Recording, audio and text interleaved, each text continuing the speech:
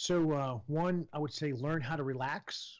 100% of the people I'm seeing right now, I don't care if they're have a terminal illness, if they're an Olympic level athlete, the tension and you say people carry their stress in their shoulders and they shrug. Yeah. You never hear is that same tension is in their hips. Everybody looks at the shoulders because you could see it go up.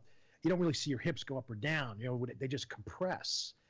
So when I'm stretching someone out and we're evaluating their body's movement, I see, particularly guys that sit a lot, like myself, because I'm talking a lot of times, their hip flexors get so tight they shorten. And now they go to stand up, and the guy's kind of like a C. He can't even go stand up straight. He's kind of like this. He goes, I am standing up straight. Yeah. So learning how to relax is I think, it's a lost art. And whether you do that through Tai Chi, whether you do that through meditation, yoga, some combination of all of the above, maybe Pilates, I think all of those things have a common element is they get your mind to focus internally, and that helps you relax and get rid of the relaxation. The idea behind relaxing is you're not so like bound up and tight. You're kind of more flowing. And the idea then is it has a positive consequence of reducing stress internally. Anyone that's suffering with an illness is very stressed out, whether they admit it or not. When we measure people, we could see, the tension and the markers off the chart. So stress, or I should say, learning how to relax.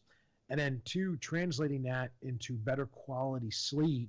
It's not just laying in bed for, let's say, 8 hours and you're tossing and turning, but ideally you can translate the relaxation enough so when you're in bed, you're like a mummy. You don't move at all because everything is so calm and adjusted, and you're in a let's say a healthy sleeping environment, meaning the bed's not 10 years old, where it's all worn out and like a roller coaster, or maybe too soft for your spine or something like that.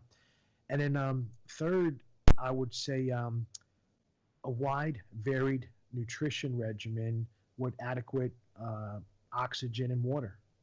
That would be like the three things. Simple as it is. Now, a lot of times people will say, well, you didn't throw exercise in there, top three.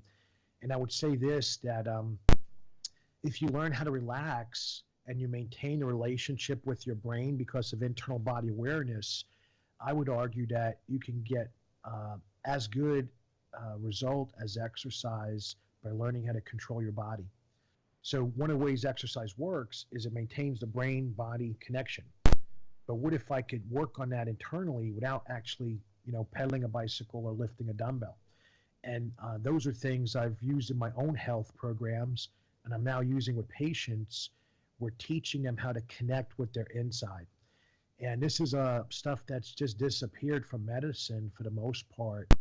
I ask any patient, has anyone taught you how to get out of pain without drugs and without supplements? 100% go, I never heard that was possible. No one ever said that. And it's because no one considered these things. And it is possible. I mean, we do it every day, so we know that. And the funny thing is we're using really simple neurology. We're not, every neurologist would know this stuff, first year in medical school. So it's not like we're doing something so complicated. It's beyond the grasp of anyone. Average person learns it in 5 minutes. So it's not, it's pretty straightforward and simple.